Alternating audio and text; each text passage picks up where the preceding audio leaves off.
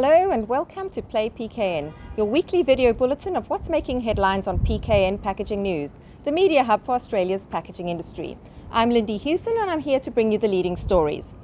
Leading the list today is global food giant Nestlé's announcement that it will be investing 2 billion Swiss francs, that's about 3 billion Aussie dollars, in ensuring it can shift from virgin plastic to food-grade recycled plastics and reduce the use of its virgin plastics by at least a third by 2025 for all packaging.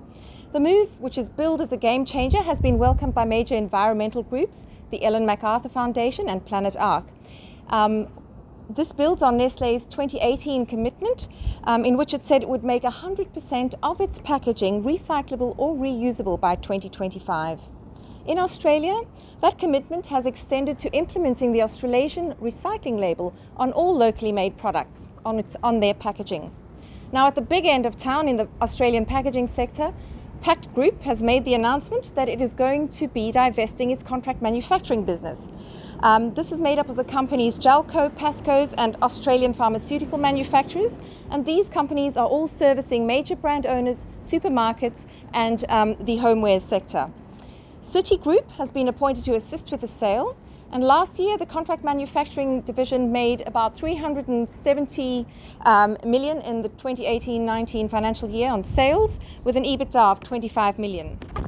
This step follows a strategic review of the business after Pact posted a 290 million loss last year. CEO and MD Sanjay Patel says this is a vital move to simplify the portfolio, and it will allow the group to focus on its core packaging business while growing its materials handling and sustainability business.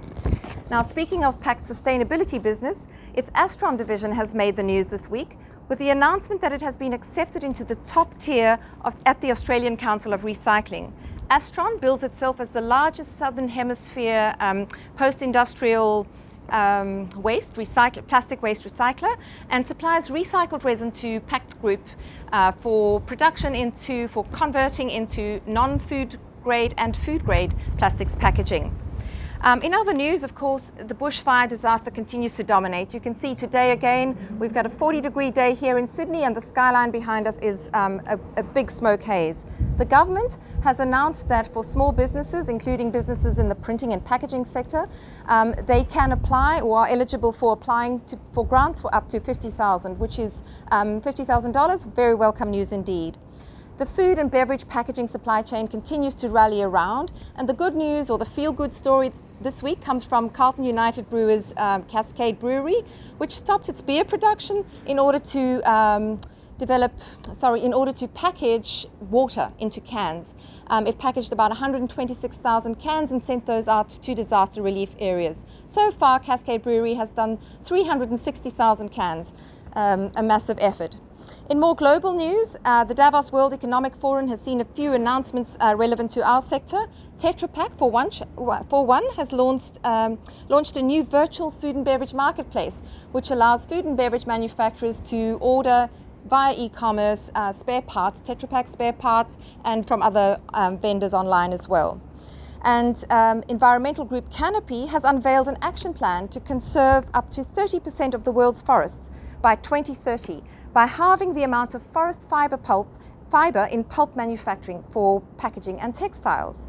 And finally, in other international news, China has announced that it will ban or restrict single-use plastics in 3 stages over the next 5 years, and will be phasing those out. And those include plastic bags, plastic tableware, and delivery plastic packaging.